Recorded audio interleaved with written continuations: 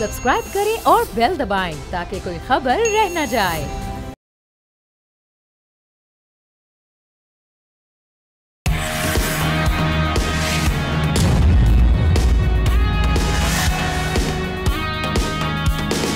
अस्सलामुअलैकुम नाजरीन, आप देख रहे हैं न्यूज़ पंच। मैं हूं आमना खटाना।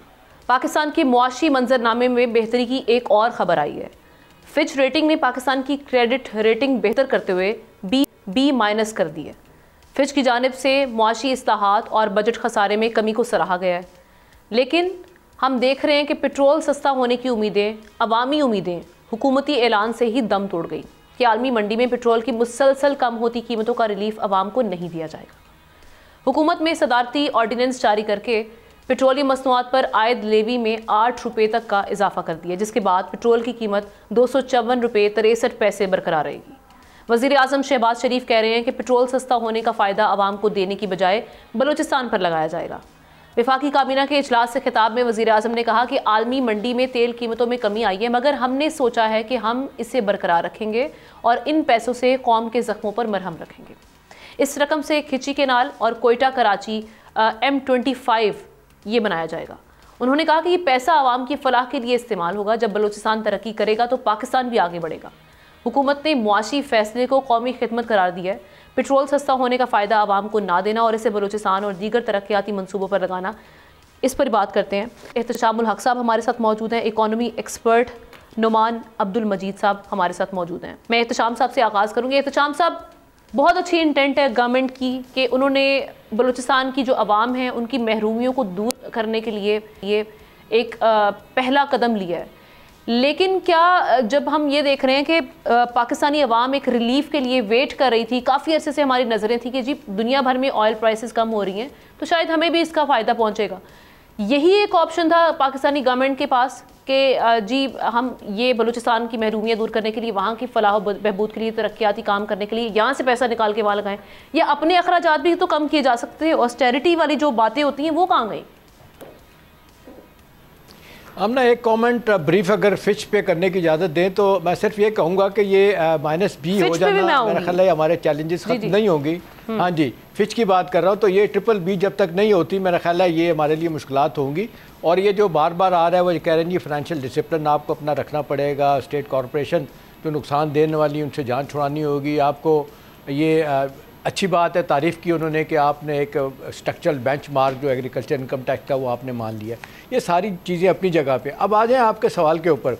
आमना अगर पंजाबी में मुझे इजाज़त दे तो कहते हैं कि जी खब्बी दिखा के सजी मारना वो हुआ है। हमारे साथ जो नए तौर पर जो वादा किया गया था वो बिल्कुल डिफरेंट था। आपको याद है इससे पहले भी आपने जो पिछला पंद्रह था उसमें जब बिजली कम अपना पेट्रोल की प्राइस कम होनी थी तो ये कह के रोक दी गई कि जी इसका रिलीफ हमने बिजली में हमने देने का फ़ैसला किया। अब सवाल यह है कि पेट्रोलियम डेवलपमेंट लेवी जो 70 रुपये आपके आइन के तहत की गई थी और कहा गया था कि इससे आगे नहीं जाएगी, आप उसको 8 रुपये और बढ़ा के लेके चले गए। तो मेरा ख्याल है ये तो एक तरफ तो यह है कि पेट्रोलियम प्राइसेस तो बड़ी नहीं है, 8 रुपये की मजीद एक लेवी पेट्रोलियम डेवलपमेंट लेवी लग गई है। उसके बाद जो रिलीफ हमें मिलना चाहिए तो वो कह दिया गया कि जी लेकिन आमना कौन इस बात से इनकार करेगा कि जी बलूचिस्तान की तरक्की में आपका मेरा शेयर नहीं होना चाहिए। ठीक है, आप कुर्बानी देने के लिए तैयार हैं। कच्ची कनाल जो आप देख लें 27 सालों नहीं बनी, अब क्या सर हुकूमत भी तो कुर्बानी देना, ये असल मसला तो ये है। अभी जो हालिया टूर है उस पर जो सोशल मीडिया पर एक तूफान बरपा हुआ है गवर्नमेंट का, उस पर आपने वो देखना था कि उस पर कैसे कैसे कमेंट्स आ रहे थे। जी देखिए, हम ना सब दुनिया पाकिस्तान को ये बात कह रही है कि जी आप अपने अखराजात कम करें। आपने जो तय किया था क्या कहते हैं बजट में कि जी हम कम से कम 30% बजट अपना कम करेंगे, अखराजात कम करेंगे, तो 30% तो ऑलरेडी हम देख लें कि 9 माह में 8 महीने में बढ़ चुके हैं। तो वहाँ तो कमी वाक़या नहीं हुई। नतीजतन ये हुआ कि जनाब इधर से कट लगा के उधर। अभी परसों तरसों की बात है, हम समझ रहे थे कि फाइनेंस मिनिस्टर साहब ने कहा कि जी हम रिलीफ देने जा रहे हैं शेड्यूल्ड क्लास को। पता चला है कि जी वो तो जो सिर्फ 50,000 जिनकी तनख्वाह है उनको रिलीफ मिलेगा, 6 लाख जिनकी सालाना इनकम है, तो वो हम तवक्को कर रहे थे, वो नहीं मिली। तो मेरा ख्याल है देखें इंटरनेशनल प्राइसेस $62 पर बैरल पे आ चुकी हैं। अब इसका रिलीफ कहा जा रहा है कि कमोडिटी प्राइसेस भी इतनी नीचे आ चुकी हैं तो हमें इसका डायरेक्ट रिलीफ मिलना चाहिए था। अब सवाल ये कि हमने पिछले एग्जैक्टली 3 बरसों से हम देख रहे हैं लगातार जो हम देख रहे हैं कि 200 अरब से ज़्यादा بلوچستان کا ڈیولپمنٹ فنڈ جو ہے نا اس کو بڑھا دیا گیا ہے, وہ ان کو لگاتار مل رہا ہوتا ہے. ایک تو یہ ہے کہ آپ نے اتنی بڑی آپ نے فوج ظفر موج وہاں پہ رکی ہوئی ہے, اتنے وزیر رکھے ہوئے ہیں وہاں پہ, آپ اپنے اخراجات کم کریں, ٹھیک ہے, میں نعمان صاحب کو بھی کرپشن کی کہانی اپنی جگہ پہ ہیں. اور ایک آخری بات آمدہ یہ ہے کہ یہ فیڈرل گورنمنٹ پہ ایک بہت بڑا بوجھ ہے, سوالیہ نشان ہے کہ جی آپ اپنے اخراجات کم نہیں کرتے اور لوگوں پہ جو ہے نا وہ مسائل اور مشکلات بڑھاتے چلے جا رہے ہیں. تو میرا خیال ہے یہاں پہ سینس پرویل کرنی چاہیے تاکہ معاملات بہتری کی طرف بیلنس ایک رکھنا چاہیے تھا. نعمان صاحب, ایک تو فچ ریٹنگ کے حوالے سے میں تھوڑی سی انویسٹمنٹ کی جانب بھی بات کروں گی, یہ اینگل بھی ایڈ آن کرتے ہیں. انویسٹمنٹ کی ہم بات کرتے ہیں کہ ملک میں لانا بڑا ضروری ہے آپ کی معاشی گروتھ کے لیے, تو اب یہ جو انویسٹمنٹ کے لیے یہ جو فچ ریٹنگ کا بہتر آنا, آپ سمجھتے ہیں کہ یہ معاون ثابت ہوگا؟ اور ساتھ ہی ساتھ یہ جو ابھی بلوچستان کے حالات بہتر کرنے کے لیے وزیر اعظم صاحب نے بڑی گڈ انٹینٹ دکھائی ہے, اپنی شو کی ہے, اور انہوں نے کہا جی عوام جو ہے وہ قربانی دے دے اس سلسلے میں, اس فیصلے کو کیسے دیکھ رہے ہیں آپ؟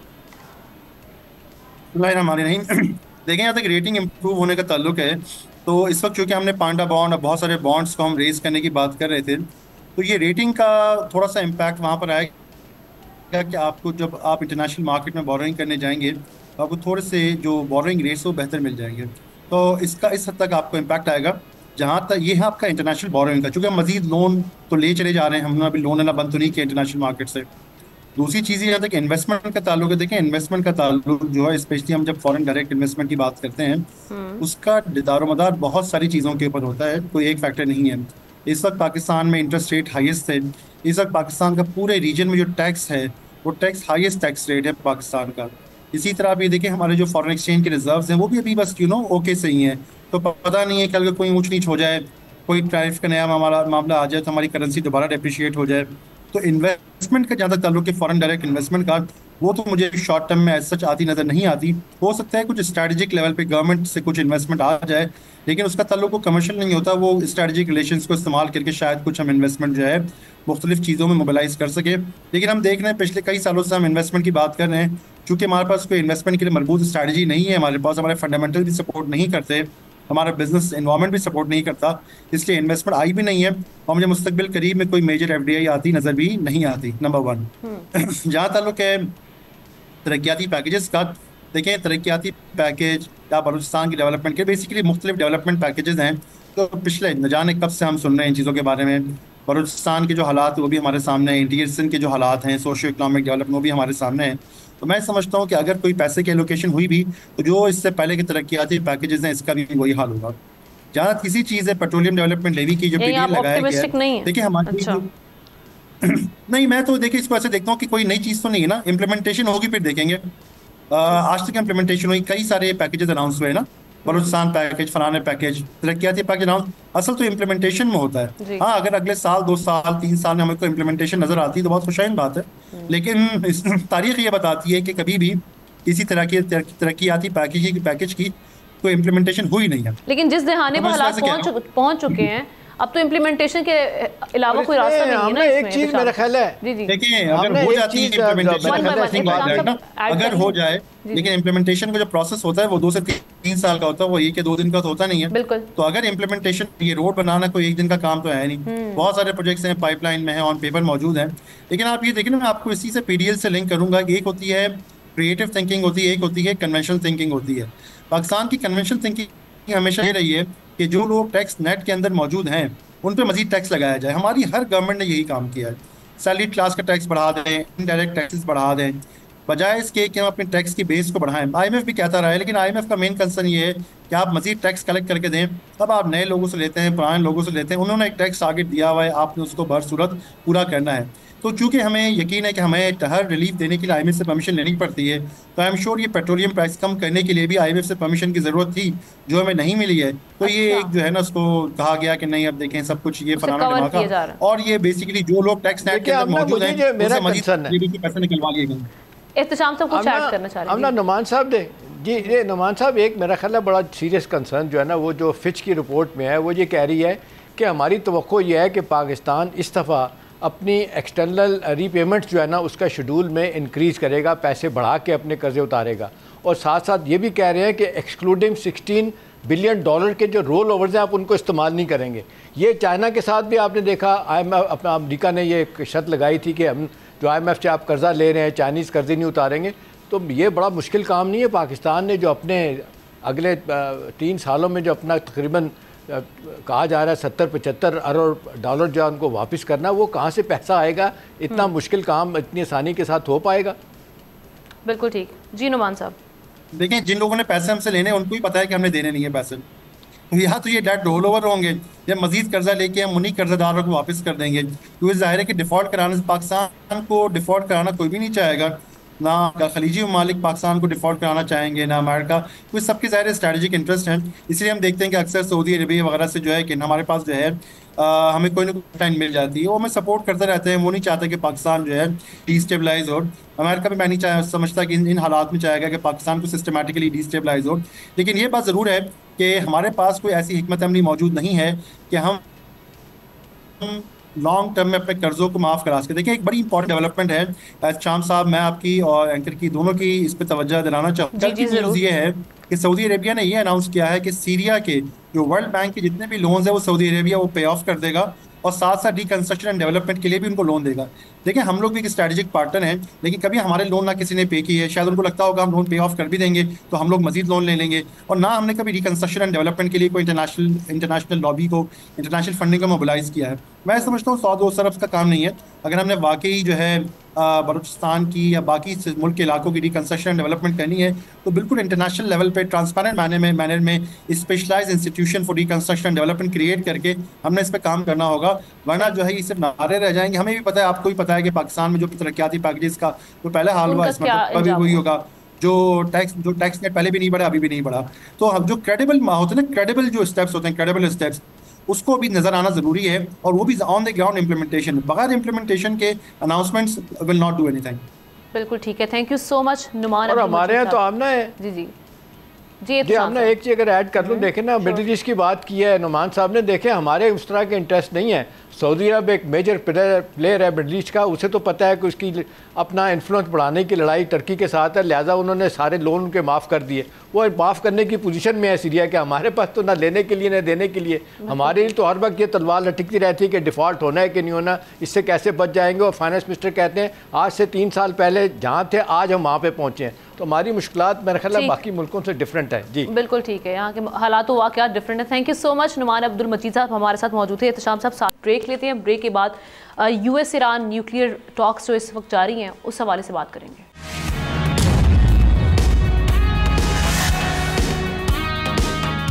Welcome back. امریکہ اور ایران کے درمیان جوہری مذاکرات کا پہلا دور 12 اپریل کو عمان میں ہو چکا ہے. دوسری ملاقات بھی اسی ہفتے متوقع ہے. ان مذاکرات کی میزبانی پر امریکی صدر نے ٹیلی فون کر کے عمان کے سلطان سے اظہار تشکر بھی کیا, لیکن ایران امریکہ تعلقات ایک بار پھر کشیدہ ہوتے دکھائی دے رہے ہیں. گو ان تعلقات میں اتار چڑھاؤ کی تاریخ پرانی ہے, مگر حالیہ دنوں میں دونوں طرف سے لہجہ پھر سخت ہو گیا. ڈونلڈ ٹرمپ کے صدر بننے کے بعد یہ کشیدگی مزید بڑھی ہے. ٹرمپ نے ایران کو سنگین نتائج کی دھمکی دیتے ہوئے کہا ہے کہ اگر معاہدہ نہ ہوا تو ایران کی جوہری تنصیبات پر حملہ ہو سکتا ہے. امریکی صدر نے ایرانی قیادت کو بنیاد پرست اور ناقابل اعتماد قرار دیا ہے. دوسری جانب ایران کا موقف مختلف ہے. سپریم لیڈر آیت اللہ خامنائی نے کہا ہے کہ مذاکرات ممکن ہیں مگر ان کا انجام غیر یقینی ہے. ایسے میں سوال یہ ہے کہ کیا یہ کشیدگی ایک اور تنازع کی طرف بڑھے گی یا کوئی درمیانی راستہ نکلنے کا ہے. اسی پر بات احتشام صاحب سے ان کا تجزیہ لیتے ہیں. احتشام صاحب, ایک طرف تو پہلے جو ہم نے دیکھا کہ پہلا جو مرحلہ تھا اس میں عمان میں جو مذاکرات ہوئے اس کو دونوں سائڈز نے بڑا کنسٹرکٹیو اور پازیٹیو اس پر رد عمل آیا, لیکن اس کے بعد بیان بازی جو ہم دیکھ رہے ہیں وہ بڑی سخت ہے. خاص طور پہ امریکی صدر ٹرمپ کی جانب سے ایک تھریٹننگ وے میں جو باتیں بھی کی ہیں, ان کا جو حالیہ تازہ ترین سٹیٹمنٹ ہے, اس کو دیکھتے ہوئے آپ آگے کس طرح سے بڑھتے ہوئے دیکھ رہے ہیں ان مذاکرات کو. اور کیا ایران اپنے, کیونکہ ایکسپریسٹلی کہہ دیا ہے امریکی صدر نے کہ بھئی وہ نیوکلیئر ویپن پروگرام جو ہے ان کو بند کرنا پڑے گا, تو کیا جو ایران ہے وہ اپنی شرائط پر گیو اپ کر دے گا؟ آپ کو کیسے آگے بڑھتے ہوئے دیکھ رہے ہیں؟ آپ نے دیکھیں پہلی ملاقات تو واقعی بہت اچھی رہی تھی. جو پریزیڈنٹ ٹرمپ کے مڈل ایسٹ کے نمائندے ہیں اسٹیو وٹکاف کے ساتھ عمان میں ان کے ایرانی وزیر خارجہ کے ساتھ ملاقات ہوئی تھی, اور دوسری ملاقات بھی جلد متوقع ہے. لیکن ابھی آپ نے ذکر کیا جو سپریم لیڈر ہیں وہ کوئی اتنی توقع کا اظہار نہیں کر رہے، کہتے میں مطمئن تو ہوں لیکن الٹیمیٹلی اس کا مجھے کوئی نتیجہ نکلتا ہوا نظر نہیں آ رہا۔ آمنہ دیکھیں دو چیزیں بڑی واضح طور پہ، ایک تو پریزیڈنٹ ٹرمپ نے آتے ہی ایک بڑی زبردست دھمکی لگائی تھی کہ اگر نیتو الہتھیار واپس نہیں ہوتے تو میں ایران پہ حملہ کر دوں گا۔ ابھی نیتن یاہو صاحب ہو کے گئے واشنگٹن سے، ان کی پوری کوشش ہے کہ وہ امریکہ ہی یہ حملہ کر دے، ان کو نہ کرنا پڑے، اور پھر کرنا بھی پڑے تو دونوں مل کے حملہ کریں۔ لیکن اب مسئلہ یہ ہے کہ امریکہ کی اس وقت پوزیشن بڑی ویک ہو چکی ہے انٹرنیشنل حوالوں سے۔ ابھی دیکھیں جہاں ایران کی پوزیشن بہت کمزور ہوئی ہے، ہم دیکھ رہے ہیں کہ حماس کے ساتھ جو ہوا، اس کے بعد آپ یوں سمجھ لیں کہ حزب اللہ کے ساتھ جو ہوا لبنان میں، پھر سیریا کی آپ دیکھ لیں رجیم چینج، وہاں پہ کچھ اور لوگ آ گئے ہیں، پھر جو آپ حوثی ہیں وہاں پہ یمن میں ان کا رویہ کچھ اور ہو گیا ہے، اس طرح روس بھی اس کی حمایت نہیں کر رہا، تو ان کو بڑی اور اس ریجن میں سر کہیں نہ کہیں چائنا اور رشیا کی بیک بھی ہے ایران کو، تو ایسے میں کیا پریزیڈنٹ ٹرمپ صاحب جو اتنے معاملات میں پہلے الجھے ہوئے ہیں، ایک ٹریڈ وار میں چائنا کے ساتھ بھی اور باقی ممالک کے ساتھ بھی، تو وہ کیا ایسا مس ایڈونچر افورڈ کر سکتے ہیں؟ کوئی ملٹری کنفرنٹیشن جس کی ماسکو نے بھی وارن کیا کہ کوئی ملٹری کنفرنٹیشن کی جانب نہ جایا جائے بلکہ ڈپلومیٹک سولوشن نکالا جائے؟ دیکھیں آمنہ ریٹرک زیادہ ہے، اور میرا نہیں خیال کہ اس وقت صدر ٹرمپ اس پوزیشن میں ہے کہ وہ حملہ کر سکتے ہیں، اور دوسرا یہ ہے کہ ان کو نظر آ رہا ہے کہ جس طرح چائنا کے ساتھ ان کی آپ دیکھ رہے ہیں جس طریقے سے تعلقات تیزی کے ساتھ اقتصادی محاذ کے ساتھ ساتھ ملٹری کے محاذ پہ ہوئے، ساؤتھ چائنا سی میں جس طرح آپ دیکھ لیں تائیوان کے ساتھ لگ رہا ہے امریکہ کو کہ جی یہ کسی دن بھی جا کے قبضہ کر سکتے ہیں چائنیز، تو ایک وہ ان کے ساتھ لڑائی ہے، پھر صدر اپنا کیا کہتے ہیں پوٹن کے ساتھ بھی وہ معاملات ان کے پریزیڈنٹ ٹرمپ کے طے نہیں ہو سکے، وہی جس کی وجہ سے وہ ایک بہت بڑی انہیں جس کو کہتے ہیں اپوزیشن برداشت کرنی پڑی، اپنا یورپ کی بھی اپنے ملک کے اندر بھی۔ اب وہ دیکھ رہے ہیں ان کے خلاف بات کر رہے ہیں کیونکہ انہوں نے بات نہیں مانی پریزیڈنٹ ٹرمپ کی یوکرین کے حوالے سے کہ وہ جو چاہ رہے تھے کہ سیز فائر کر لی جائے وہ نہیں ہو رہی۔ تو مجھے لگتا ہے کہ آنے والے دنوں میں یہ بیان بازی تو چلتی رہے گی، لیکن مسئلہ آمنہ اس وقت جو ہے وہ ایران کا ہے۔ لیکن اب 45 برس سے سینکشن میں رہتے رہتے ان کا تو دیوالیہ نکل چکا ہے۔ ٹھیک ہے وہ ادھار تیل دے کے اور اسمگل کر کے تیل اپنی اکانومی کو چلانے کی کوشش کر رہے ہیں، لیکن آپ دیکھ لیں امریکہ کے ساتھ تعلقات ان کے ٹھیک ہونے کا نام نہیں لے رہے۔ اب یورپین یونین کے ساتھ بھی امریکہ نے جس کو کہتے ہیں لڑائی ان کے ساتھ بھی سیاسی طور پہ شروع ہو چکی ہے۔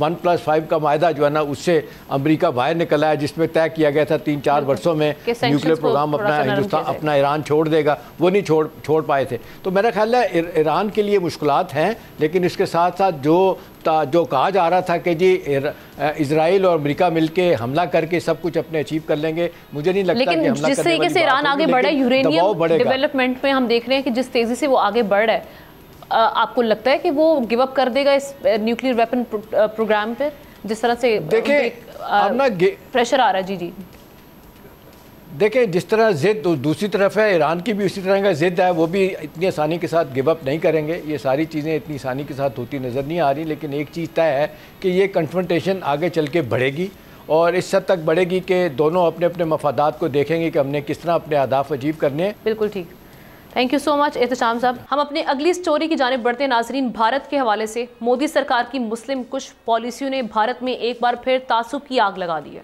مسلم مخالف وقف ترمیمی بل کی منظوری نے پورے ملک میں اس وقت ہنگامہ برپا کر دیا ہے، جس کی آڑ میں بھارتی حکومت مسلمانوں کی اربوں کھربوں مالیت کی مذہبی جائیدادیں ہتھیانا چاہتی ہے۔ اس بل کے خلاف پورے بھارت میں احتجاج کا سلسلہ چل نکلا ہے۔ مغربی بنگال میں احتجاج کے دوران پولیس کی فائرنگ سے 3 افراد جاں بحق ہوئے ہیں، جس میں ایک بچہ بھی شامل ہے۔ پولیس نے اب تک 118 افراد کو گرفتار کیا ہے، جبکہ مظاہروں کی شدت کے بعد حکومت نے فوج تعینات کرنے کا حکم بھی دے دیا۔ مودی سرکار کا کہنا ہے کہ بل کا مقصد وقف بورڈز کو جواب دہ بنانا مقصد ہے، مگر اپوزیشن بھی اسے مسلمانوں کی زمینوں پر قبضے کی سازش قرار دے رہی ہے۔ اسی پر بات کرتے ہیں، حماد روہیلا ہمارے ساتھ موجود ہیں، تجزیہ کار۔ حماد، تھینک یو سو مچ۔ کیسے دیکھ رہے ہیں کیا یہ جو اس وقت سچویشن وہاں پر بنی ہوئی ہے، چونکہ مغربی بنگال کی اگر ہم بات کریں، وہاں کی جو سی ایم ہے ممتا بنرجی، انہوں نے تو وہاں پہ انہیں کام ڈاؤن کرنے کی کوشش کی ہے لوگوں کو، اور یہ کہا ہے مسلمانوں کو کہ وہاں پر یہ امپلیمنٹ نہیں ہوگا بل، لیکن ہم دیکھ رہے ہیں کہ وہاں پر بھی مظاہرے کافی زور پکڑ رہے ہیں، اور اب جو سچویشن بنی ہوئی ہے دنیا بھر سے اس پر تنقید بھی کی جا رہی ہے۔ تو کیا بھارت میں یہ جو احتجاج ہے اگر یہ زور پکڑتا ہے تو مودی کے لیے مشکلات کھڑی کر سکتا ہے؟ مزید کس حد تک ہوں گی یہ مشکلات؟ مودی کے لیے تو پتہ نہیں جی، آئے دن ہم یہ ضرور دیکھتے ہیں کہ مسلمانوں کے لیے وہاں کئی مشکلات کھڑی کر دی جاتی ہیں۔ بہت سی خبریں ہم دیکھتے ہیں، سیاسی خبریں دیکھتے ہیں، ایسی بہت سی قانون سازیاں دیکھتے ہیں جس کے نشانے پہ ہمیں مسلم آبادی نظر آتی ہے. یہ جس ابھی ترمیم کا آپ ذکر کر رہی ہیں یہ بھی مجھے اسی سلسلے کی ایک کڑی لگتا ہے. بھارت کے اندر جیسا آپ بتا رہی ہیں کہ کافی شور ہے اس کے اندر سے کہا جا رہا ہے کہ مسلم آبادی کی انفرادیت کا ایشو ہے, یہ ان کی عزت نفس کا ایشو ہے, یہ ان کی خود مختاری کا ایشو ہے. مجھے تو یہ اس سے بھی بڑا ایشو لگتا ہے, مجھے یہ بھارت کے آئین کا ایشو لگتا ہے, مجھے یہ بھارت کے جو آئیڈینٹی جو شناخت وہ ہمیں بتاتے ہیں کہ سیکولرزم پہ مبنی ہے اس کا ایشو لگتا ہے. میں اپنی اسٹیٹمنٹ کو ایکسپلین کرنے سے پہلے یہ بتاتا چلوں آپ کے سننے والوں کہ وقف ہوتا کیا ہے, اس کا مطلب کیا ہے اور کیا قانون کیا کہتا ہے. بیسیکلی کوئی بھی مسلمان شخص جب اپنی پراپرٹی, خواہ وہ موویبل پراپرٹی ہو یا اموویبل پراپرٹی ہو, اس کو فلاح و بہبود کے لیے مختص کر دیتا ہے تو اس کو کہتے ہیں کہ اس نے اپنی پراپرٹی کو وقف کر دیا ہے. ایسی پراپرٹیز پہ ہم دیکھتے ہیں کہ قبرستان بنائے جاتے ہیں, آرفنیج بنائے جاتے ہیں, اولڈ ایج ہوم بنائے جا سکتے ہیں, شیلٹر ہومز بنائے جا سکتے ہیں, کچھ بھی بنایا جا سکتا ہے. لیکن جب آپ نے ایک بار اس کو وقف کر دیا تو آپ اس کو واپس نہیں لے سکتے. اسلام میں ہم دیکھتے ہیں بینگ اے چیریٹیبل ریلیجن, اس کے اندر اس کانسیپٹ کو بہت اہمیت دی گئی ہے. اس کا ثبوت ہمیں ایسے ملتا ہے کہ جب برٹشرز یہاں آئے تھے تو انہوں نے نہ صرف اس کانسیپٹ کو سراہا تھا, اس کے قائل ہوئے تھے, بلکہ قانونی شکل 1863 میں دے دی گئی تھی. اس قانون کا نام ریلیجس انڈاؤمنٹ ایکٹ رکھا گیا تھا. اسی ایکٹ کی ایک موجودہ شکل 1995 میں انڈیا نے اپنائی ہوئی ہے, 1995 سے لے کے آج تک انڈیا نے اپنائی ہوئی ہے. اس کو وقف ایکٹ کہتے ہیں. اس ایکٹ میں آج کل ترمیم کی جا رہی ہے, اس کی ترمیم پہ بات ہو رہی ہے. ویسے تو ترامیم کافی ہیں لیکن میں صرف دو کے اوپر آپ روشنی ڈالوں کیونکہ وقت کی لیکن اس ترمیم کے حوالے سے ہمارا بتاؤں گا کہ ان کے ایک انٹرسٹنگ بات یہ کہ اس پہ اپوزیشن کا آئین کا ایشو ہے. جی اس پہ اپوزیشن نے بڑا کڑا اس پہ رد عمل دیا تھا. اور ہم اگر دیکھیں مسلمانوں کی وہاں پر بات کریں تو بھارت کی 1.4 بلین کی جو آبادی ہے اس میں 15% مسلمان ہیں. تو اس سلسلے میں کیا ہم جو دیکھ رہے ہیں کہ اب احتجاج بھی ہو چکے ہیں, شروع ہو چکے ہیں, ایک مائنورٹی جو کہ لارجسٹ مائنورٹی ہے مسلمز, تو وہاں پر کیا اوور ٹرن ہو سکتا ہے اگر حزب اختلاف بھی آن بورڈ ہو, وہ کچھ اس سلسلے میں کر سکے, کوئی کردار نبھا سکے؟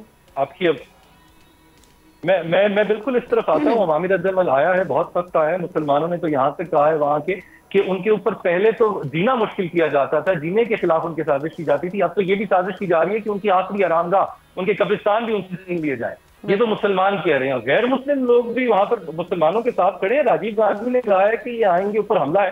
اسی طریقے سے ایک اور ایم پی نے وہاں پر فرمایا کہ انہیں بڑے افسوس کے ساتھ کہنا پڑتا ہے کہ یہ جو قانون سازی ہے یہ مسلمانوں کے لیے پیغام ہے کہ وہ اس غلط فہمی میں نہ رہیں کہ وہ ایک ہندو بھارتی کے برابر کے شہری ہیں, ان کے حقوق ہندوؤں کے برابر کے حقوق ہوں گے. تو آپ کی بات درست ہے, یہ بہت سخت رد عمل آیا اور آنا بھی چاہیے. میں پہلے اپوزیشن اس سلسلے میں کیا کر سکتی ہے کیونکہ یہ ہم نے دیکھا تھا کہ بڑی تھن میجورٹی سے یہ قانون بنا ہے. اس سلسلے میں اپوزیشن کیا اس کو اوور ٹرن کروانے میں کوئی کردار نبھا سکتی ہے؟ اس کو آلریڈی چیلنج کر دیا گیا ہے.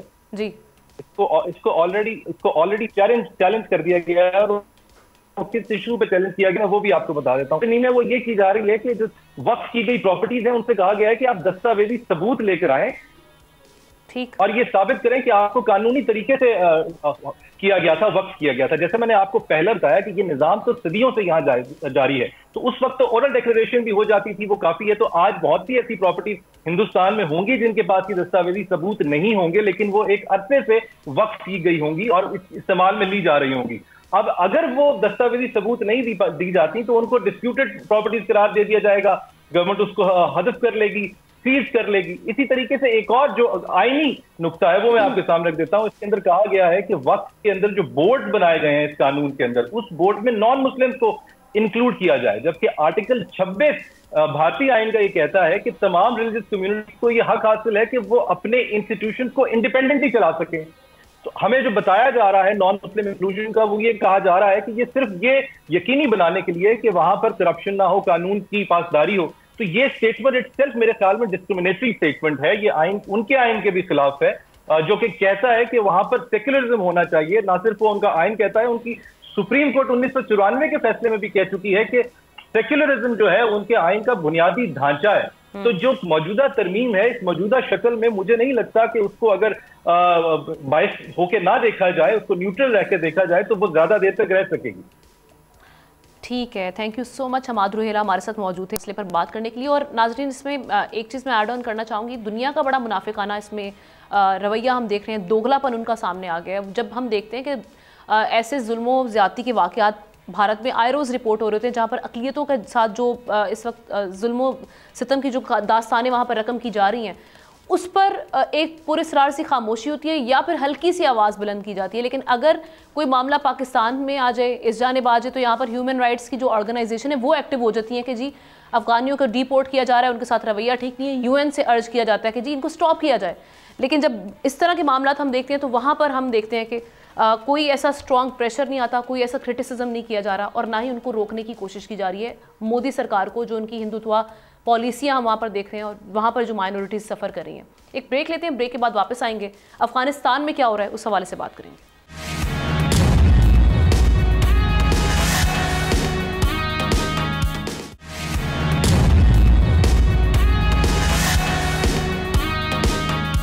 Welcome back. افغانستان سے متعلق کیا معاملات چل رہے ہیں اس پر بات کریں گے.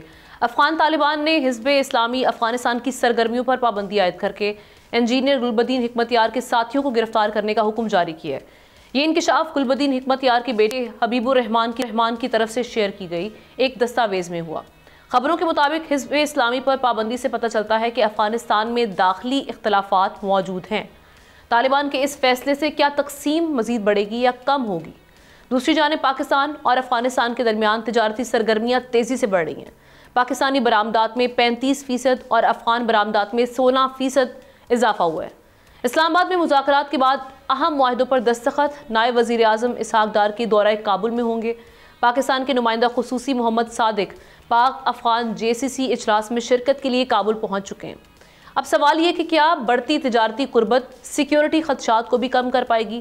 طالبان TTP پر بھی پابندی لگائیں گے؟ اس حوالے سے کیا معاملات آگے جا کر اس پر بات کرتے ہیں. ہمیں سینئر انالسٹ ظاہر شاہ شرازی صاحب نے بھی جوائن کیا اور اس کے ساتھ ساتھ افغان ایکسپرٹ طاہر خان صاحب نے بھی ہمیں جوائن کیا. آپ دونوں کو ویلکم کہیں گے پروگرام میں. طاہر خان صاحب, آپ کی جانب میں سب سے پہلے آؤں گی. وہاں پر ایک تو یہ جو JCC کے حوالے سے جو بتایا جا رہا ہے کہ جی اس حوالے سے بھی اب میٹنگز ہو رہی ہیں اور ہم جس طرح سے ہم دیکھ رہے ہیں کہ ڈپلومیٹکلی معاملات کو طے کرنے کی کوشش کر رہے ہیں, کیا ڈیولپمنٹس ہو رہی ہیں وہاں پر بیسکلی؟ بہت شکریہ مجھے دعوت دینے کی پروگرام میں. یہ جو آج کابل میں ہو رہا ہے اجلاس, پاکستان افغانستان کا ایک رابطہ کمیٹی ہے مشترکہ, یہ اس کا اجلاس ہے, یہ 7واں اجلاس ہے. اور یہ جو کمیٹی بنی تھی یہ طالبان حکومت میں بنی تھی, اور اس کا بنیادی مقصد جب کوئی بارڈر پہ کوئی مسئلہ ہوتا ہے, کوئی تنازع ہوتا ہے, جس طرح کہ آپ نے دیکھا ہوگا مارچ کے اوائل میں ترخم پہ ہوا تھا کہ پاکستان نے اعتراض کیا کہ پاکستانی علاقے میں افغان طالبان ایک پوسٹ بنا رہے تھے. اس طرح واقعات جب ہوتے ہیں تو اس کے لیے یہ ایک مناسب فورم ہے, اور باوجود کچھ معاملات پہ تلخی کی اور تعلقات پہ ایک دباؤ ہے, لیکن اس کے باوجود میری نظر میں کابل میں اس اجلاس کا ہونا یہ ایک مثبت پیش رفت ہے. اور اس کا یہ جو JCC ہے اس کا پہلے اجلاس ہوا تھا جنوری 2004 میں, معاف کیجیے گا 2024 میں, جب اس وقت افغان سائٹ سے جو اس کمیٹی کے سربراہ تھے ملا شیرین, وہ اسلام آباد آئے تھے اور یہاں پر اس وقت عبوری حکومت کے وزیر خارجہ جلیل عباس جیلانی سے ملاقات بھی کی تھی. تو یہ اس میں دونوں سائٹ سے زیادہ جو دفاعی افسران اور سیکیورٹی اور انٹیلیجنس اور یہ لوگ, کیونکہ زیادہ یہ سیکیورٹی معاملات پہ, اور لیکن پاکستان کے لیے چونکہ طالبان کا قرارداد TTP کا مسئلہ اہم ہے تو پاکستان نے ان اجلاسوں میں پہلے بھی اٹھایا ہے, اور میرا خیال ہے کہ پاکستان ضرور اس میں ان پہ بھی ضرور اس مسئلے کو دوبارہ اٹھائیں گے, کیونکہ پاکستان کا یہی موقف ہے کہ پاکستان میں جو کارروائیاں ہوتی ہیں یہ افغانستان میں وہاں سے منصوبہ ہوتی ہے. افغان طالبان تو اس کو نہیں مانتے, لیکن اب دیکھنا ہے کہ جب آج کا دورہ مکمل ہوگا تو پھر کچھ صورتحال واضح ہوگی کہ کن چیزوں پہ اتفاق ہوا ہے, اور تعاون کا یعنی افغانستان نے وعدہ کیا ہے نہیں کیا, اس کا انتظار کرنا پڑے گا. ٹھیک. شاہ صاحب, آپ کیا سمجھتے ہیں جو حزب اسلامی افغانستان پر پابندی لگ رہا ہے اس سے ہماری جو سیکیورٹی کی صورتحال ہے اس پر کس حد تک وہ ہم دیکھیں گے بہتری آئے گی؟ عبوری حکومت نے یہ جو قدم اٹھایا ہے پہلی جانب ہم دیکھ رہے ہیں, اب وہ سنجیدگی سے غور کر رہے ہیں, کیونکہ اکنامک ٹائز اپنی جگہ, لیکن ہماری سب سے جو پرائیورٹی ہے وہ ہماری سیکیورٹی کنسرنز ہیں, اس کو ایڈریس کیے جانا ضروری ہے. تو آپ کیا دیکھ رہے ہیں کہ جو ڈیولپمنٹس ہو رہی ہیں یہ واقعی ایک پازیٹیو سائن ہے اور ہم آگے بڑھیں گے اس سے؟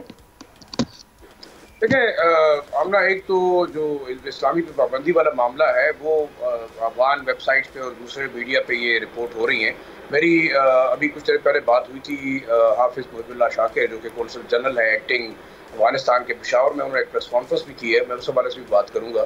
تو ان کا یہ کہنا تھا کہ یہ پابندی تمام جتنے گروپس ہیں اس میں افغانستان کی جو چیف جسٹس ہیں انہوں نے ایک آرڈر جاری کیا تھا 1 سے 1.5 سال پہلے، جہاں جہاں یہ آپریشنل آفیسرز تھے شاید ان کو جو ہے مکمل طور پر بائنڈ اپ کیا گیا ہے. شاہ صاحب سے کی جانب میں دوبارہ آتی ہوں. میں طاہر خان صاحب آپ کی اس حوالے سے چاہوں گی کہ اس پہ بھی ذرا روشنی ڈالیے گا. ٹی ٹی پی طالبان کے حوالے سے بڑے کنسرنس تھے کہ وہاں سے افغان طالبان کی جانب سے جو ان کو ایک چھوٹ ملی ہوئی ہے وہ افغان سوائل کو استعمال کرتے ہوئے یہاں پر دہشت گردی پھیلا رہے ہیں.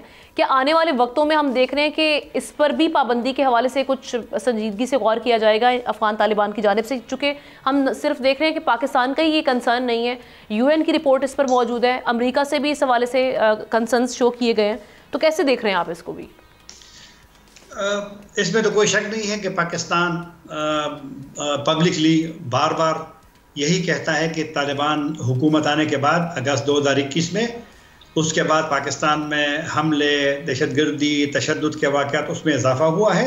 اور جس طرح میں نے پہلے بھی کہا کہ پاکستان کا یہی پولیٹیکل لیڈرشپ کا بھی، ملٹری لیڈرشپ کا بھی یہی موقف ہے کہ وہاں سے یہ سارا کچھ ہوتا ہے. لیڈرشپ کی بات کرتے ہیں افغان طالبان تو ان کو نہیں مانتے، لیکن آپ نے صحیح کہا کہ جو یونائٹڈ نیشن کی رپورٹ سے یا جو امریکی ادارہ ہے سگار جس کو کہتے ہیں جو امریکن پروجیکٹس پہ اور مانیٹر کرتا تھا، ان کا بھی یہی موقف ہے. تو بہرحال افغان طالبان کو دیکھنا پڑے گا. پابندی کی آپ نے جو بات کی ہے چونکہ وہ پاکستانی گروپ ہیں اور میرا نہیں خیال کہ افغانستان میں اس پہ کوئی فارمل کوئی بین لگے گا، کیونکہ افغانستان کا جو فیصلہ اگست 2023 میں ہوا تھا پابندی کا، تو وہ جو تمام پولیٹیکل پارٹی صحیح کہا شیراجی صاحب نے کہ اس پہ پہلے سے پابندی لگی ہے. لیکن پاکستان کے خدشات کو میرے خیال میں افغان طالبان حکومت کو اس لیے سنجیدگی سے لینا پڑے گا کہ سیکیورٹی کا معاملہ ہر ملک کے لیے سب سے اہم ہوتا ہے. اس میں میں یہ نہیں کہوں گا کہ ہم بالکل سے تجارت ختم کریں یا آنا جانا ختم کریں، وہ سب کی ضرورت ہوتی ہے، لیکن سیکیورٹی پہ کوئی کمپرومائز نہیں کرتا. امریکی وہاں سے آتے ہیں، اگر اس کا وہاں پر ایک حملہ ہوتا ہے تو انہوں نے افغانستان میں 20 سال گزارے. تو یہی مسئلہ ہے کہ افغانستان کی موجودہ حکومت کو پاکستان کی جو تشویش ہے، حساسیت ہے، ان کو توجہ دینی پڑے گی، کیونکہ اس کے بغیر میرا نہیں خیال کہ پاکستان اور افغان حکومت کے درمیان تعلقات نارمل ہوں گے. اور اس سے پھر ہم ریجنل سٹیبلٹی اس کے حوالے سے بھی تو بات کرتے ہیں کہ وہاں پہ بھی خطرہ ہے. دیکھو نا، ریجنل سٹیبلٹی اس لیے آپ کی بات بولو اہم ہے. آپ امریکیوں کی رپورٹ دیکھیں، ابھی جو حالیہ ایک رپورٹ آئی تھی، اب ٹی ٹی پی کو اور پاکستانی گروپس کو لوگ ریجن کے کنٹیکسٹ میں لیتے ہیں کہ یہ ریجن کو بھی خطرہ ہوگا. تو لہٰذا یہ اس کو تو دیکھنا پڑے گا، کیونکہ ٹی ٹی پی تو افغان طالبان کے ساتھ اکٹھے انہوں نے 20 سال لڑائی میں حصہ لیا ہے، اور چلو جنگ تو ختم ہو گئی وہاں پہ، لیکن پاکستان میں جنگ ختم نہیں ہوئی. چلیں میں شاہ صاحب سے بھی، شاہ صاحب کنٹینیو کیجیے گا، آپ بات کر رہے تھے اس حوالے سے، آپ اپنا تجزیہ کنٹینیو کریں. جی بالکل، جیسے طاہر خان صاحب بھی کہہ رہے تھے، تو میرے خیال میں جو سب سے اہم ایشو ہے وہ پاکستان کے لا اینڈ آرڈر کا ہے، اور افغان طالبان کو اب یہ فیصلہ کرنا ہوگا کہ آیا وہ اپنے جو سابقہ جہادی دوست ہیں یا بھائی ہیں ان کے خلاف ایکشن لیتے ہیں، انہیں ری لوکیٹ کرتے ہیں، انہیں پاکستان کے حوالے کرتے ہیں. دیکھیں اس میں مسئلہ یہ نہیں ہے، انٹرنیشنلی کالعدم تحریک طالبان جو ہے وہ ایک آرگنائزیشن ہے جس کے اوپر انٹرنیشنلی بین لگا ہوا ہے، وہ دہشت گرد تنظیم ہے. بی ایل اے جو ہے اس کو انٹرنیشنلی دہشت گرد تنظیم قرار دیا گیا ہے. اب اگر افغان طالبان اپنے آپ کو ایک ریاست مانتے ہیں اور ایک حکومت مانتے ہیں تو انہیں ان دہشت گرد تنظیموں کے خلاف ایکشن لینا ہوگا، چاہے وہ ان کے ساتھ ایفیلیٹڈ ہے یا نہیں. لیکن ہم نے دیکھا کہ ماضی میں بھی جب القاعدہ کی بات تھی تو اسامہ بن لادن کے معاملے پہ انہوں نے تمام ملک کو تباہ و برباد کر دیا. اب میرے خیال میں شاید یہ وہ غلطی دوبارہ ریپیٹ نہیں کریں گے. جیسے امبیسڈر صادق نے بھی اس دن جو سینٹ کی اسٹینڈنگ کمیٹی کے سامنے بالکل کلیئر کیا کہ ٹی ٹی پی کا معاملہ ٹاپ پہ ہے اور وہ ڈسکس ہوگا. یہ جے سی سی کی میٹنگ میں بھی یہ معاملہ ہوگا. لیکن جو اہم ڈیولپمنٹ اس وقت جیسے میں ذکر کر رہا تھا، حافظ محب اللہ شاکر نے آج ایک پریس کانفرنس کی ہے، اور حالانکہ وہ پریس کانفرنس فوکس تھی افغان طالبان کے افغان مہاجرین کی واپسی کے اوپر، تو آج انہوں نے باقاعدہ اعلان کیا بالکل ریپیٹریشن کے حوالے سے ہم دیکھ رہے ہیں بڑا کرٹیسزم فیس کرنا پڑا ہے. نہیں کرٹیسزم نہیں، آج تو انہوں نے اعلان کر دیا نا کہ جی افغانستان کے اندر امن بحال ہو گیا ہے، اسلامی ریاست قائم ہو گئی ہے، وہاں کسی قسم کی جنگ نہیں ہے. اور جو امیر ہیں طالبان کے مولوی ہیبت اللہ، انہوں نے تمام افغانوں کو پیغام دیا ہے کہ وہ واپس اپنے ملک آ جائیں. یعنی انہیں ڈرنے کی خوفزدہ ہونے کی ضرورت نہیں ہے. میں طاہر خان صاحب کا اس پہ کامنٹ ان کا بھی ایڈ کروا لیتی ہوں, وقت کی کمی ہے. طاہر خان صاحب بالکل معاشی بوجھ بھی ہے, کہیں نہ کہیں ہم نے اپنی سیکیورٹی کی صورتحال کو بھی دیکھنا ہے, اور اس پہ پھر اب افغان کونسل جنرل نے جب کہہ دیا کہ وہاں پر حالات ایسے ہیں کہ آپ وہاں پر واپسی کر سکتے ہیں, لوٹ سکتے ہیں واپس, سازگار حالات ہیں وہاں, تو آپ کیسے اس پہ اپنا تجزیہ کریں گے؟ پاکستان نے جو فیصلہ کیا ہے افغان سٹیزن کارڈ والوں کا, جو تقریباً 8 لاکھ ہے پاکستان میں اور زیادہ 40-45 سال سے یہاں پہ ہے, تو پاکستان کے دلائل میں یہی بھی دلیل ہے جو کہ افغان ناظم الامور کونسل جنرل نے آج کہا ہے, کیونکہ افغانستان میں لڑائی تو نہیں ہے نا جو 20 سالہ ہوئی ہے, اور وہاں پہ امن بھی ہے, اس طرح کوئی تھریٹ تو طالبان حکومت کو تو نہیں ہے. لیکن میرا خیال ہے کہ افغان مہاجرین کے معاملے پہ میں اکثر کہتا ہوں کہ اس کا حل تو ایک نکالنا پڑے گا نا, تو لیکن پھر بھی پاکستان افغانستان کا UNHCR کا ماضی میں سے فریقی اجلاس ہوتے تھے, اور اس میں ان چیزوں پہ مہاجرین کے حوالے سے میرا صرف یہ ہے کہ مہاجرین کے معاملے پہ پاکستان سے متعلق پورے افغانستان میں باوجود اختلافات کے ایک گڈ ول ہوتا تھا, ایک حسن نیت کا وہ ذکر کرتے تھے. میں کہہ رہا ہوں کہ اس جو پاکستانی کے بارے میں سوچ تھی مہاجرین کے بارے سے, ان کو نقصان نہ ہو. فیصلوں میں افغان حکومت کو شامل کرنا چاہیے اور UNHCR کو شامل کرنا چاہیے, اور اس طرح کا ایک راستہ ہو کہ جو ہم نے 40-45 سے جس کی کوئی دنیا میں طریقے سے, یعنی پروسیس جو ہے آپ وہ کہہ رہے ہیں انجام پائیں. کیونکہ مہاجرین جتنے پاکستان میں رہے ہیں اور جتنے اوپنلی دنیا میں کسی بھی, اب یہ ٹرمپ کیا کر رہا ہے, وہ جو تھوڑے سے لوگ ہیں جن کو ویزا بھی دیا, گرین کارڈ بھی دیا, نکال رہے ہیں, تو لہٰذا کچھ چیزوں کو افغانستان کو بھی سمجھنا پڑے گا اور ہمیں بھی تھوڑی احتیاط کرنی چاہیے. جی شاہ صاحب کچھ ایڈ آن کرنا چاہ رہے ہیں کوئکلی؟ ایک کافی چیز دیکھیں, آج افغانستان نے باقاعدہ انڈورس کر دیا نا کہ جو افغان مہاجرین میں نہیں کہوں گا, ACC کارڈ ہولڈر اور غیر قانونی جو افغان ہیں ان کو واپس بھجوانے کے بارے میں. اور دوسرا دیکھیں افغان مہاجرین قانون کے مطابق ہمارے پاس 1.3 ملین ہے جو UNHCR کے ساتھ رجسٹرڈ ہے اور ہمارے ساتھ بھی, اور UNHCR کا ماننا ہے کہ وہ صرف انہی کو ان کی ریپیٹریشن اور والنٹری ریپیٹریشن کے اوپر کام کریں گے. باقی جو تقریباً ہم ACC کارڈ ہولڈر ہیں یا غیر قانونی طور پہ آئے ہوئے ہیں, یا تقریباً جن کی تعداد 2 سے تقریباً 3 ملین تک بتائی جاتی ہے, کیونکہ ان کا ڈیٹا ہمارے پاس نہیں ہے.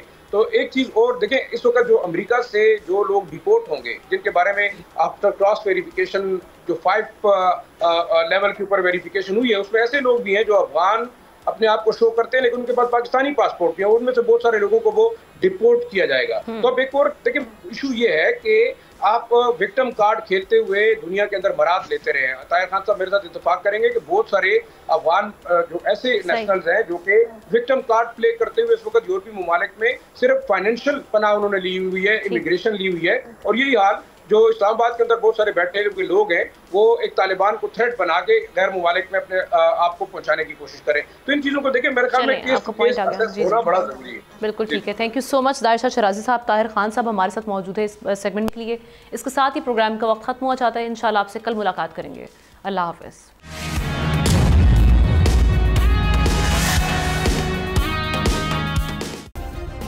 سبسکرائب کریں اور بیل دبائیں تاکہ کوئی خبر رہ نہ جائے.